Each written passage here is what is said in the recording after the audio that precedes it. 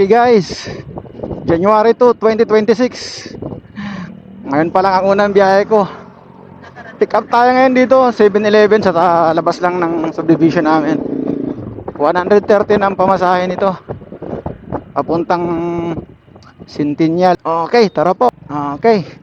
Wala pang 5 minuto, pinasukan agad tayo ng pangalawang book natin malapit sa SM Rosario. Hindi ko na pinalapit si CS kasi nag-umpisa ng umambon dito. Ako na lang ang nag-abot ng raincoat sa kanya. Pamasahe ni CS dito, 63 pesos. Hindi pa nakakababa si CS, pinasukan na tayo sa kabilang subdivision, Springtown Subdivision. Pamasahe ni CS, 160 pesos. Nagtuloy-tuloy na ang ulan dito. Hindi pa nakakababa si CS dito, pinasukan agad tayo. Aguinaldo Highway, Panapaan, going to 7-Eleven sa malapit sa Las Piñas Hospital. 49 pesos pamasahe ni CS. Maganda ang pasok ng booking. Pinasukan agad tayo dito sa may Bacoor Public Mart. Hinawakan ko na muna payong at kape ni CS para makapagsuot siya ng raincoat. Hawakan natin kape. 52 pesos pamasahe ni CS. Pang-anim na booking. Ibang lahi.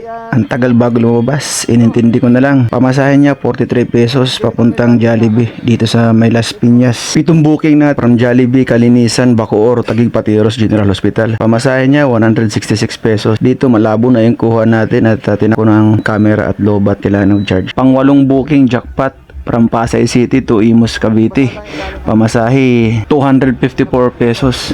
Pang-siyam na booking, long ride uli from Imus Cavite to Dasmariñas Cavite. Pamasahe 172 pesos. Pang-10 booking, sobrang tagal ni ma'am, siguro inaabot ng 15 minutes. Pinagtiyagaan ko lang kasi pang-5 ko to sa PM incentive, sayang din. Pang-11 booking, nagdesisyon na ako, last booking ko na to at kuha na ako ng incentive sa PM. Pamasahe ni CS 172 pesos from Dasmariñas Cavite to Imus Cavite. Jackpot, long ride uli. At kung umabot ka dito sa parting ito ng aking content, baka naman makalambing dyan ng isang follow para naman ganahan tayo sa susunod. Ito nga pala yung total breakdown ng biyahe natin. Naka 11 rides tayo, 1,228 pesos ang ating kinita ngayong araw.